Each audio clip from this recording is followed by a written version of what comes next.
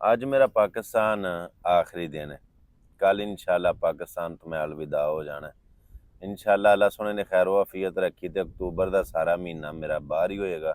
जिवें मैं अगे दस चुकिया कि इंशाल्लाह जो वापस आवांगा तो दोबारा नवंबर दे विच मुलाकातां दा सिलसिला जारी हो जाएगा।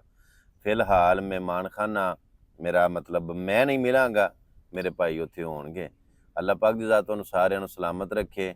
कल बफजले खुदा बशरते ज़िंदगी इंशाल्लाह मैं पाकिस्तान नूं चला जावांगा और मैं अपने मुल्क वास्ते, अपने वतन वास्ते, अपनी मिट्टी वास्ते, पंजाबी माँ बोली वास्ते, अपने कल्चर वास्ते जिहड़ा काम कर रहा या अपने नौजवानों की इसलाह वास्ते जो कुछ भी मैं वर्क कर रहा मैनूं अपने काम दे उत्ते फखर है, मैनूं शर्मिंदगी नहीं।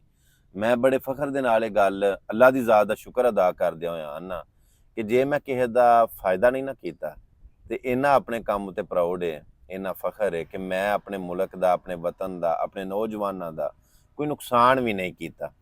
और मैं जो पाकिस्तान नूं चला जावांगा ते बाहर ए जिहड़ा मेरा गैटअप है यानी कि ए उत्थों का कल्चर तो नहीं, ये तो साढ़े पाकिस्तान का बिलखसूस साढ़े पंजाब का कल्चर है। हुक्का सिर दे उत्ते पगड़ी ए सारा लिबास मैं पहला वारी ला ला।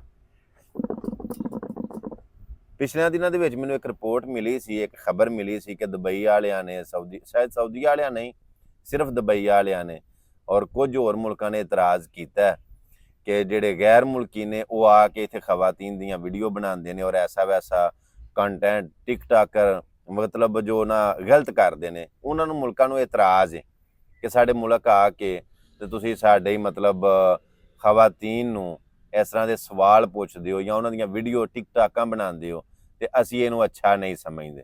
अच्छा जिहड़ा मुल्क अच्छा नहीं समझदा, हर मुल्क दे अपने अपने कवानीन ने ना, अपने अपने दस्तूर ने, कल्चर वगैरह वगैरह, ਜਦੋਂ वो अच्छा नहीं समझते तो असीं बार बार बज़ेद हो के ते उन्हां दी ना मन के ਜਦੋਂ असीं खिलाफ वर्जी करांगे तो यकीनन उन्हां नूं भी मतलब नुकसान होएगा ते साडा ते बहुत ज़्यादा नुकसान होएगा क्योंकि साडा मुल्क नहीं।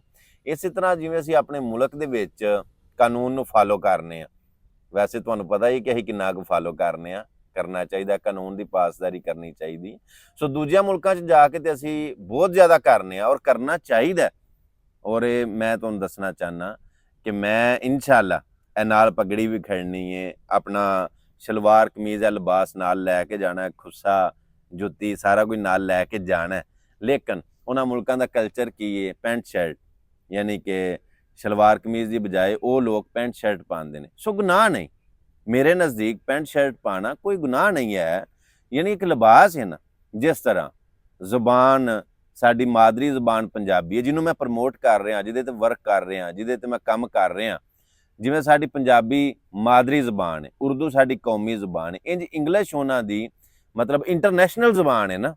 उन्हां मुल्कां दे विच डॉलर चलदा है, उन्हां मुल्कां दे विच पैंट शर्ट है ना, कौमी लिबास उन्हां दा या मतलब ये पाया जांदा। इंसानियत जिहड़ी है ना वो लिबास दे विच नहीं, इंसानियत बंदे दे किरदार दे विच है। इस तरह ही जो मैं जावांगा वो आंदे ने जैसा देश वैसा भेस। सो उन्हां दे विच जाके ते उन्हां जिहा लिबास मैं चंगा कोई शार्ट निकर पानी है या बनैन पानी है, पैंट शर्ट होएगी।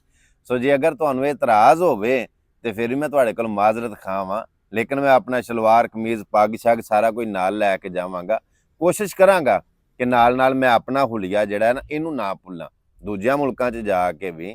दूजिया क्योंकि मेरे 4-5 मुल्कां दे विजिट ने, मैं तुहानूं कल अपडेट करांगा कि किहड़े-किहड़े मुल्क दे विच किहड़े-किहड़े टाइम किहड़ी-किहड़ी जगह किहड़े-किहड़े हाल दे विच मेरे प्रोग्राम ने। कल इंशाल्लाह सारी डिटेल जिहड़ी है शेड्यूल मैं तुहाडे नाल शेयर कर छड़ांगा। वेखदे रहिओ साडीआं वीडियो और मेरे नाल तुसीं रहिओ। मैं इंशाल्लाह तुहानूं उत्थे जाके भी ना विलाग दे तौर दे उत्ते तुहाडे नाल मैं साझा करदा रवांगा कि हुण कित्थे आ, हुण की कर रहे आ, हुण किहड़ी जगह वां, हुण किहड़े एरिए च आ, हुण किहड़े मुल्क आ, ਉਹਦੇ ਕਿਹੜੇ ਸੂਬੇ 'ਚ ਆ, ਕਿਹੜੇ ਸ਼ਹਿਰ ਦੇ ਵਿੱਚ ਆ, ਕਿਹੜੇ ਹੋਟਲ 'ਚ ਪ੍ਰੋਗਰਾਮ ਹੈ ਜਾਂ ਮੀਟਿੰਗ ਹੈ, ਸਿਟਿੰਗ ਹੈ, ਔਰ ਕਿੰਨਾ ਦੋਸਤਾਂ ਨੇ ਇਨਵਾਈਟ ਕੀਤਾ ਔਰ ਕਿੰਨਾ ਦੋਸਤਾਂ ਨੇ ਇੰਨੀ ਮੁਹੱਬਤ ਦਾ ਇਜ਼ਹਾਰ ਕੀਤਾ।